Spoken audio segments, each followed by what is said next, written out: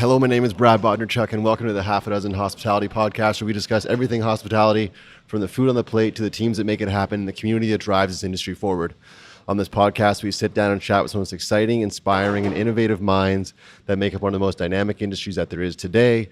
And today I have the pleasure of being joined by none other than Jeremy Hunka. Welcome to the show. Good morning, sir. So happy to be here. Thank you. This is unique for me in that I arrived on site about 10, 15 minutes ago and set up the mics and the camera in about 48 seconds. That was impressive. And I've told Jeremy very little about, even outside of the emails we've kind of had back and forth, about kind of why I'm here and what I'm doing and what even this podcast is. So before I start to unpack kind of what you're doing and what you do here at Union Gospel Mission, I'll quickly tell you my motivation for being here today as I catch my breath. So coming up on about 8 months ago, I started this podcast. And through this podcast and conversations I had with restaurateurs, head chefs, designers, bartenders, there kept coming up this kind of common message or common theme of what can we do to make a difference in our community with food. Mm-hmm. And I was challenged by that because I couldn't think of something. And for a long time, I was spending time alone thinking, what can I do with this platform and with my business, being a restaurant consultant in the city, what can I do? And then just came to me one night that I could take this podcast, take these people that I've created a community with, and bring them together to affect positive change. And what that's equated to is a dinner series that we're now executing throughout the Lower Mainland, throughout 2019. The name of the podcast is Half a Dozen Hospitality. The name of my business is the same. So we're doing half a dozen dinners. So one dinner every 8 weeks. Each dinner is different in that we're highlighting a different local chef, a different local farm, and we're giving all the profits from that dinner to a different food-based, if you will, charity. Yeah. So when I looked up Union Gospel Mission, still I want you to educate me and listeners on what actually goes on here. You bet. But I understood that a big aspect of what you do here is you feed people that don't have access to maybe 1, 2, or 3 square meals a day. So that's why I'm here today, is to sit down and understand better what you guys are doing here, highlight what is going on, and also give some more, I guess, context to our dinner series and where the money goes, whether it be from us or anyone else that decides to donate, whether it's dollars or time, to the Union Gospel Mission. So love it. In the interest of time, I'll pass it over to you now to kind of fill in let myself and listeners know kind of who you are and why you are here. Why is Jeremy working with the Union Gospel Mission? And then in your own words, what is the Union Gospel Mission? Yeah, first of all, lightning strike idea. Love that you're thinking of people in need. And love that there's like this movement behind that. There's nothing more powerful than when people get together with that good intention, but also with expertise behind it. Right. Love it. Amazing. So UGM began way back in 1940, just at the tail end of the Great Depression. And it existed primarily to feed and to offer some shelter to people who were homeless, really struggling in Vancouver. And, it started from very humble beginnings. It's fed like 60 people one meal a day, and then made space for 6 people to sleep at night. And this is a very different time in Vancouver, North America, tail end of the Great Depression. Lots of people were falling into poverty and homelessness. It was a rough time. So now UGM is an organization that serves 800 meals every day. Wow. Just in Metro Vancouver.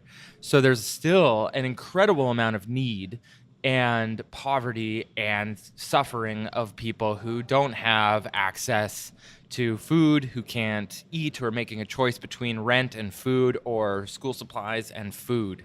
And there's a lot of people who honestly just wouldn't eat if UGM wasn't here. Yeah, that's amazing. I mean, I say amazing in the most shocking way, if you will, that still exists. And that's something that through this dinner series and sitting down with different charities and really educating myself and hopefully the listeners as well, as in regards to how much of a need there really is for things like this to exist. And I don't know if I articulate it well or I have the vocabulary to describe it well enough, but it's it's amazing to me that this has to exist. Do you know what I mean? Yeah. And I don't want to say sad, but almost sad as well. And I feel I leave environments like this feeling very humble, feeling very appreciative, but also feeling like I want to do more. And I'm happy that we can sit down and have this brief conversation on the podcast to shed some more light. And hopefully there's some listeners that are tuning into this that are local, that may be called to do something, whether it is come and volunteer, or it is donate funds to this charity, to the charitable cause.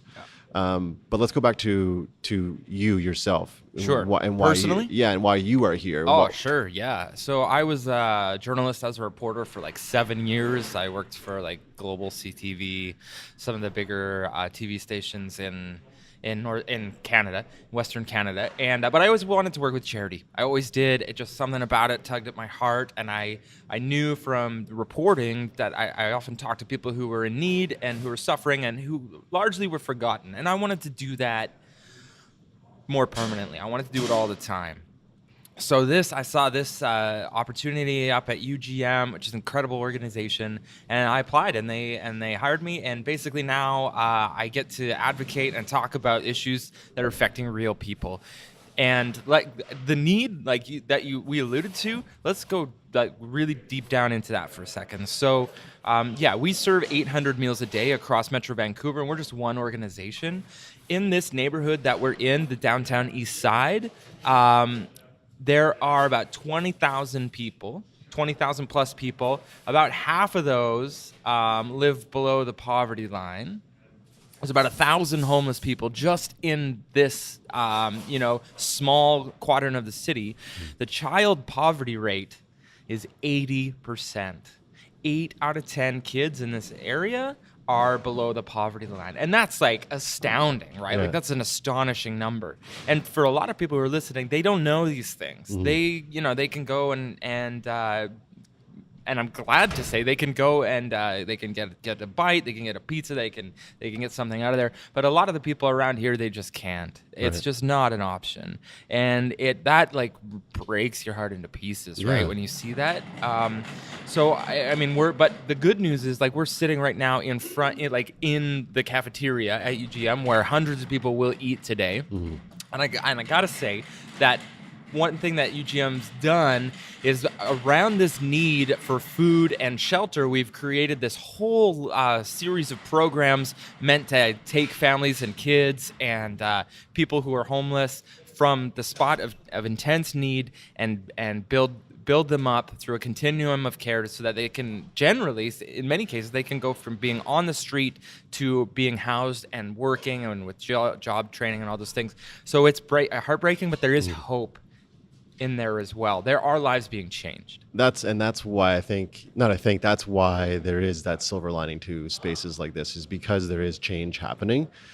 But to give myself and listeners a better idea, how common is that story? Meaning, how common, or do you have data on how many participants that come through your door at UGM would then benefit from that program and could take themselves from living on the street to the reality of housing themselves and their family? Is there information or data to support that? Yeah, absolutely. So every week we see somebody exit and end homelessness in their life. So that's amazing. Yeah. We have a alcohol and drug recovery program. We have affordable and social housing. We have career development training.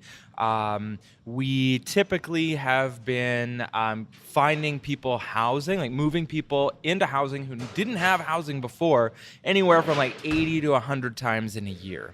So we're looking at people who were like entrenched in homelessness. Like I know a guy who was under a bridge for 10 years, and now he's in housing, he's going to school, like those types of things. So if we can do that, make those long-term changes that take months or years of really hard work to get through, 80 to 100 times a year, then that's amazing. We also have an alcohol and drug recovery program which is up to 6 months long, just in the initial stage, and then lasts for several years into aftercare. But about 60 people graduate from that every year. So Wow. we're talking there's hundreds of people who are going through long-term changes, and that's not even including like the shelter that we offer, the meals that we offer, which like we offer like 30,000 nights of shelter, emergency shelter alone every year. We serve 300,000 meals every year.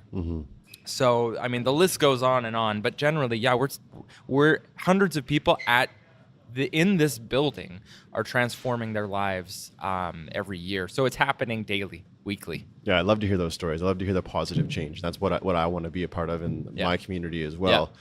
Something that just as a general populace, general public, a lot of times whenever I am engaging with a charity, I'm always intrigued to know, okay, if I do give you $50, if I do give you $100, what does that do? And I feel like this is a great platform for you and I to have that discussion to paint that picture of if someone donates $1, what does that affect? Where does it go? How does that get divided up between all of the different categories you have within UGM? Yeah, I mean, first of all, when you donate, you can specify an area that you want your donation to go in many cases. So if you want it to go to meals, that's a great place to start. A meal costs us $3.29. So every $3.29, we can provide a meal. We serve 800 of them a day. And the biggest reason, like beyond the need for doing this, is that meal is a magnet, and it brings people to us who are just in that moment looking for a meal, but really need something much deeper. They might need alcohol and drug recovery. They might need housing. They might need career counseling. They might need something more long-term. They come, they get connected, and they feel welcomed. And that's one of the key things, because a lot of people who are in poverty or are homeless feel like they're forgotten, abandoned, ignored. They think that people don't want them there, so they kind of hide on the sides or on the margins of society. So we're saying, no, we can help you. Come here, and we welcome them. And then that $3.29 meal has been the start of a literal miracle in people's life, time and time again. So they come for a meal, they connect, and they're like, oh, you have a shelter? I need shelter. Oh, you have a recovery program? I need that. Oh, you help kids and families? You can give us like an emergency hamper. You can give us, you can help us connect into housing. So it's not uncommon for someone to initially come here for a meal and then walk out of the building months or years later with education, with a job, with an apartment, with a car. Like, people who are once homeless here are now like driving a car and eating artisanal gelato like on their Saturdays, right? So that's like cool. Yeah. Like, and they were in deep, dark places where they thought they were gonna die, and now they're doing that. Yeah, those stories are amazing, and I think those are the stories that we as the general public need to hear more of. Yeah. Because then I think there'll be more of a call to action to get involved. And when you break it down to that, just at $3.29, I'm in no way, shape, or form bawling right now, but I can afford $3.29, and so can a lot of my friends and a lot of my community. So why not just get involved, whether it's $3.29 or $23.29 or whatever the math works out to. It's amazing, and I think there's a lot of synergies between what you guys do here and what I am working to do with my business and with food is bring people together to create positive change. And as you sit there and you describe that story to me, it's a very visceral one where I can literally see someone coming in, like you said, just for that meal, but that meal creates so many different opportunities. And I feel that's the power that food truly has in our world today. Food is the common denominator for all of us. We all need to eat. And we all should be able to. And looking at the economics and the abundance that we have in this world, everyone should be able to eat healthy, nutritious food. So I'm happy that we're having this conversation today, and I'm happy to be aligning with you on our charity dinner and hopefully cutting you guys a big fat check to affect some positive change, because it is so near and dear to my heart. And driving through this area, if you are local here in Vancouver, it can be very tough at times to even look at it. But I feel like those are the times where you actually need to look at it and need to be very aware of this is happening in our community, and we should take some responsibility to help these people.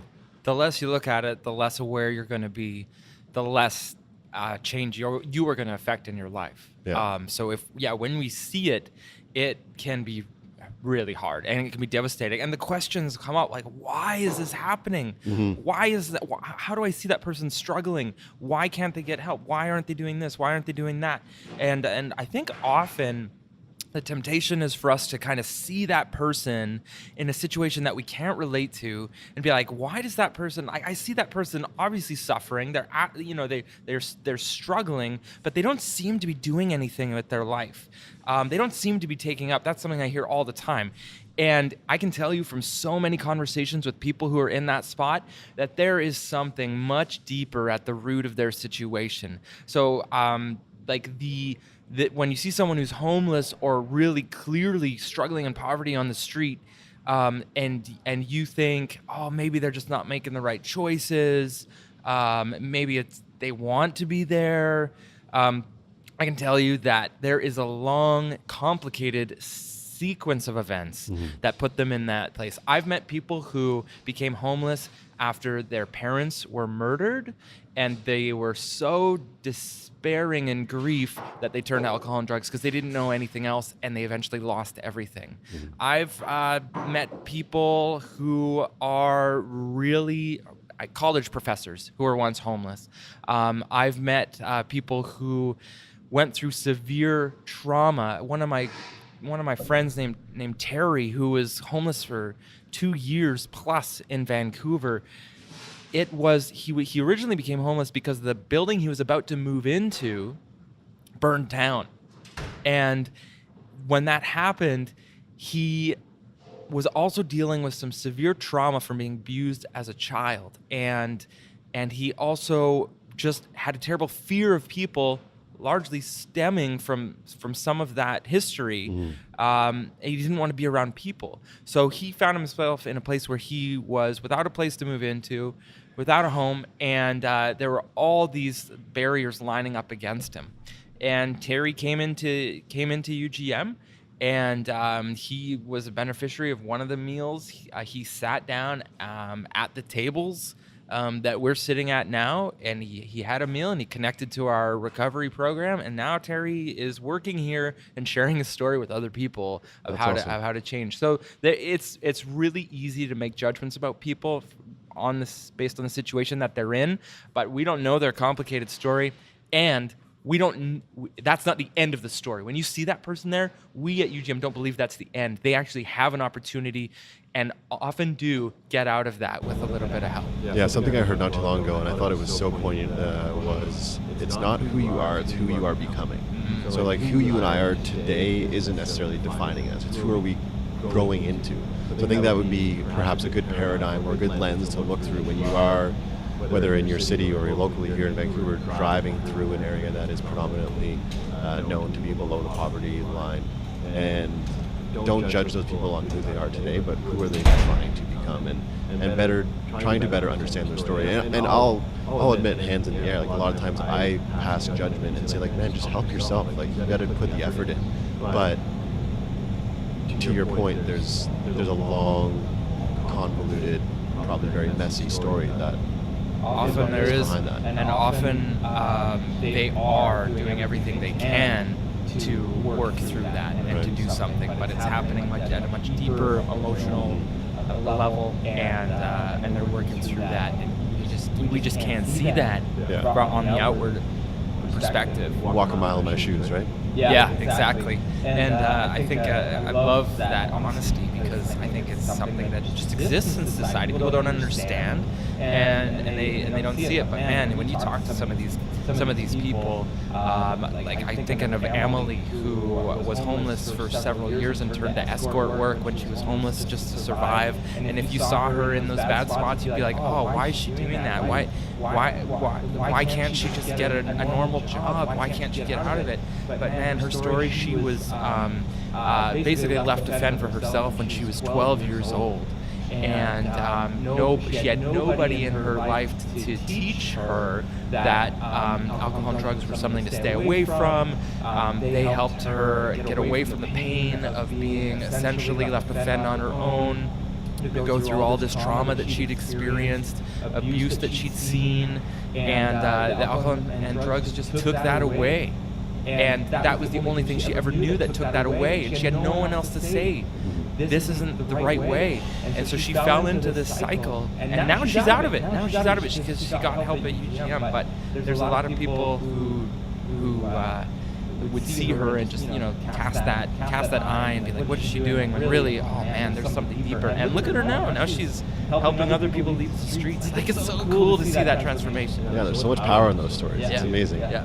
I'm imagining day in and day out dealing with the stories that you've been articulating to me can get, for yourself and for all the staff that work here and volunteer here, very heavy, and can get very challenging on waking up the next day and feeling motivated and inspired to come into work and to be around those stories. So what do you yourself do, or what do your team do to kind of re-energize and remain optimistic and not pessimistic? Is there anything that you find for yourself individually really works to keep you in that mindset, or that you guys do as a team, whether it be like offsite meetings or education, anything that keeps the morale up when it could be so easy to just say, woe is us? Yeah, that's a great question. It can be tough when you hear these types of stories, and it's really hard to see suffering daily. The thing that I do is I hang on to those stories, and I have to continually remind myself that this isn't the end of the line for this person. There is hope, and then we see that unfold. I know a lot of other, there's staff training that helps people work through some of the conversations that they're going to have. Trying to help people be resilient and teaching self-care. There's sometimes when it can be so easy to overstretch yourself and just to when you have your heart broken like that to just kind of break down, and you gotta take care of yourself. And if you don't take care of yourself, you're not going to be able to take care of somebody else. So there's a lot of strategies that go into that. Every department, especially the guys in outreach who are on the front lines with people every day, they've got their own training and their own ways to deal with it. But the biggest thing, I think, is that hope of seeing where people have progress in their life and knowing that can be applied to somebody else. Yeah, that in itself, there's so much value in those stories. Whether it's, like you said, female or a male or a family, grabbing onto those stories and really squeezing them for all the juice is probably what's going to keep you guys moving forward. So we've now kind of covered what a dollar will do here, if you will. But help me understand better the demographic. You mentioned a wide variety of men, women, like I said, men, women, families, children. So paint a picture for myself and listeners. In the seats we're sitting in right now, who will be populating the space later today to be fed a warm meal? Yeah, in terms of just specifically our meals, we know that, first of all, there's close to 4,000 homeless people in Metro Vancouver. And we know from recent homeless count data that in terms of demographics, about 75% of visible homeless are men. About 24%, 25% are women. And those numbers don't necessarily fluctuate, but the thing that we know is that women are many more times likely to be part of what we call the hidden homeless, or those who are, quietly struggling, because it's a little less safe for them to be out on the street, and they have more effort sometimes to hide the fact that they're homeless. So typically, we see people sleeping in cars, we see people couch surfing with friends as long as they can last, turning to other ways to get off the streets. So those are the general demographics. We know that there's a huge overrepresentation of our Indigenous guests, Aboriginal guests, who typically represent about 3% of the population in Vancouver, but are more than 30% of the homeless population, and that's because of the horrible legacy of residential schools and colonialism that has just wreaked havoc on our brothers and sisters and community in that way. But we see, but homelessness and poverty don't discriminate. They don't affect just one age or community. They affect everyone. So we see people who are, we're seeing more seniors who are homeless. We're seeing more women and families, specifically single mothers, who, because of the affordability crisis, where rents just keep going up, are finding themselves more and more likely to lose their home. We did a study last fall that showed that for basically a single mother working full-time at minimum wage would only have $4 at the end of every month for things outside of the bare necessities, which are food and rent. That didn't include things like school supplies or clothes or backpacks. $4 at the end of the month. So like the pressure, the downward pressure. So like we're seeing every group represented. And so think about who you, every listener, think about who you are and what you relate to. Well, we serve people just like you every day.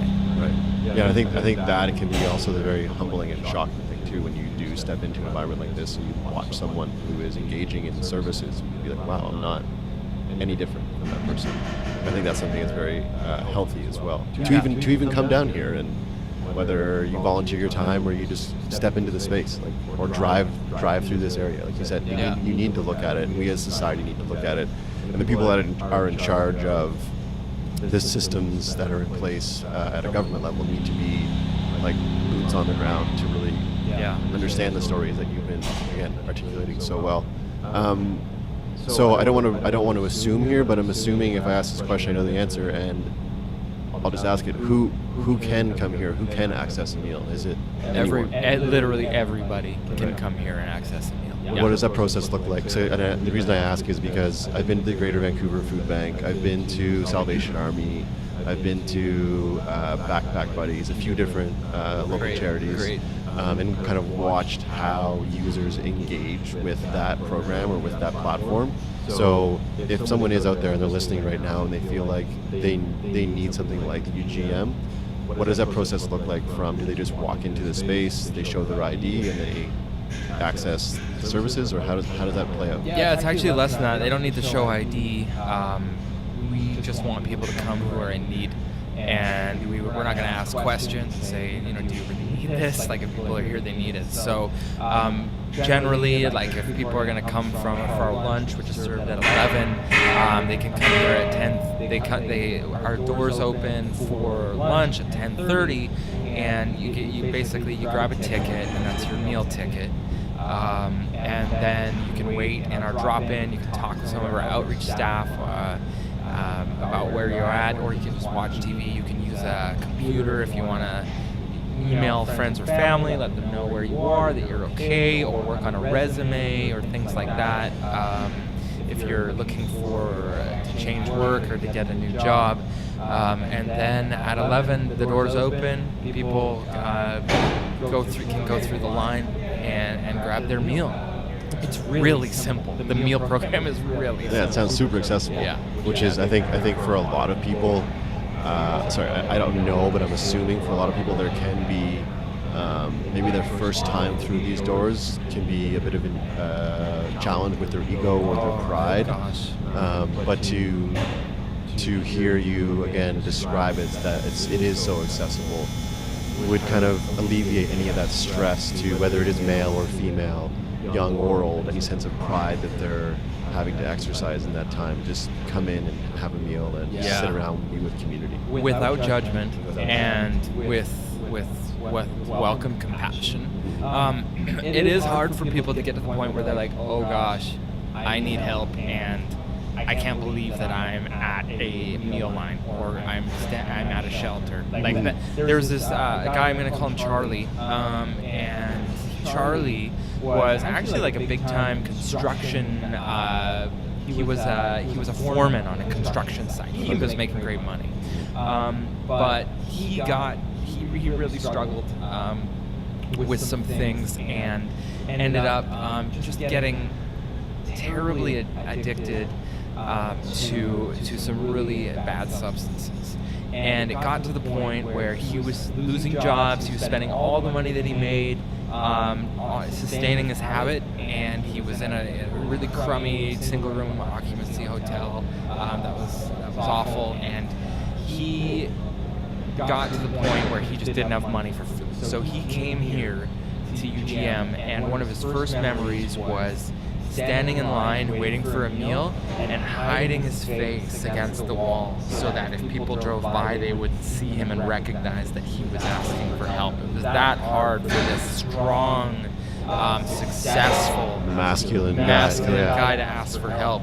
And then a few months later, after eating here for a while, he realized just how bad things were, and he put the last of his belongings into a shopping cart, wheeled the shopping cart up to UGM and said, I need help.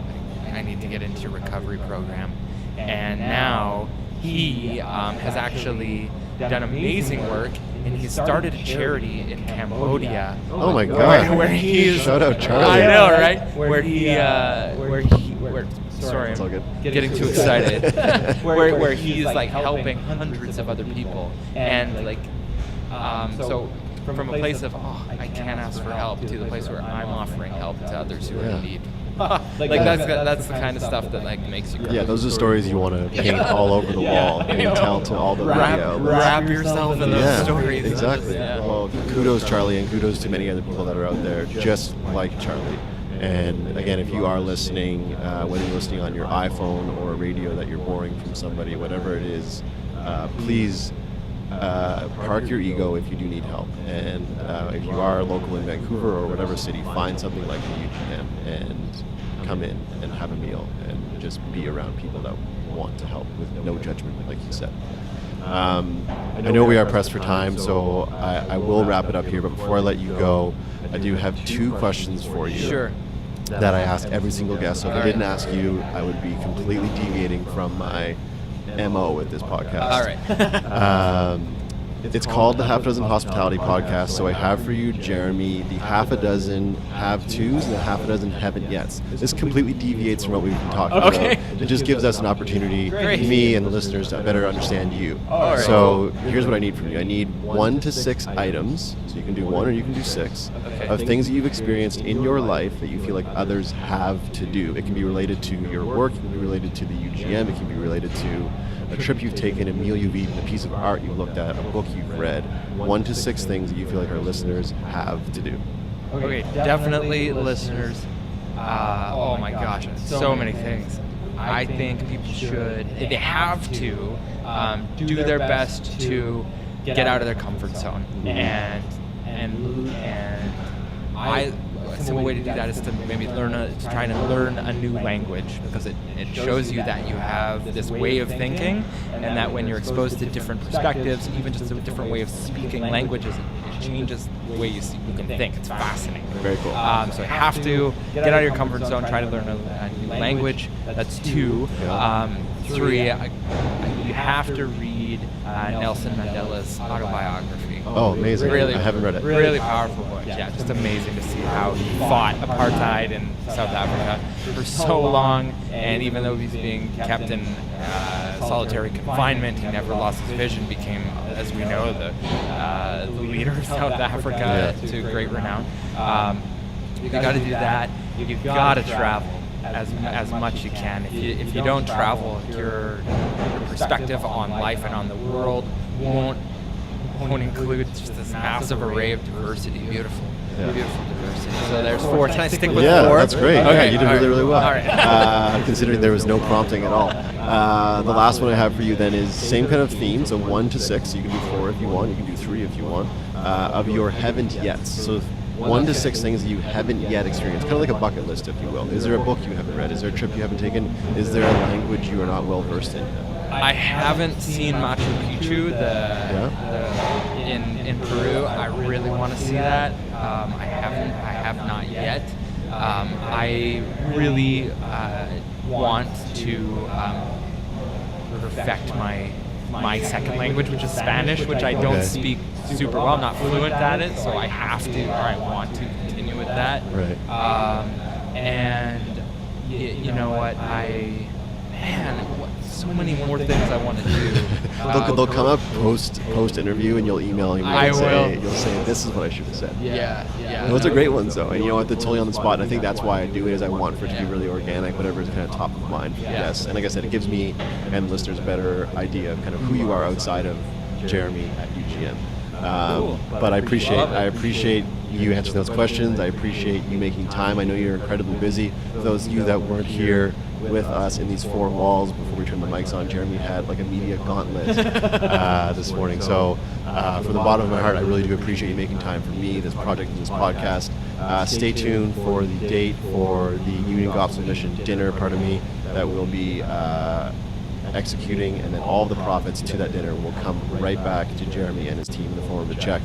And I would love it if I could see that money go directly to the food program. Because it is so near and dear to my heart. And I think from everything you've described so far, for me, what I've taken from it is that's where things start. Here is that meal, and I say it when I have friends over to my place, and we cook meals as a family. It's amazing what food can do, and don't underestimate the power of a warm meal.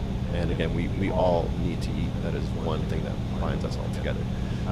Before I do let you go officially, if people do want to reach out, they want to engage, they want to maybe volunteer or donate, how best they engage with UGM? This is great. We are always looking for donations. You can donate at ugm.ca. Even a small monthly donation, just $10 a month, really goes a long way to help stability and budget, and know that money's coming in for the people in need. And we desperately need volunteers. So if you're looking for, if you want to do something really practical, you can also email our volunteers team, volunteers@ugm.ca, and we're looking for people to help out in our thrift store, to go out in our mobile outreach, to give food and survival items to people who are on the street on that very front line thing. We're looking for those people. These are three practical ways you can help. And people always say, I don't know, what can I do? I can't, there's so much need, I don't know what I can do. And the answer is, you can do more than nothing. Yeah. If we all do anything. If we all did more than nothing, the world would be a better place for everybody. Yeah, exactly. One small step, not to sound cliche, but literally just one small step and one little effort is all we need, whether it is a dinner series or whether it is someone, like I said, donating an hour of their time a week or $10 a month, whatever it is. So please, guys, get engaged. Reach out to UGM if you have it within you, and if you are listening and you are in need of help, please engage with UGM or anyone else in your city. No judgments, and they are here to help and have many, many services for you. That's it. That's Jeremy. I'm Brad. This is the Half a Dozen Hospitality Podcast. Thank you guys so much for tuning in as you do week after week. I truly appreciate and love all of you, and we'll see you next week for a brand new episode. That's it. Thanks, man. Thanks very much. We did it. Great. We did it. Nailed it. Thank you. How was that? Great. Yeah, that was so nice. Yeah? Good job. Yeah. Thanks, dude. That was great. I love those questions at the end. Oh, yeah? Yeah. Some people laugh after the mics off.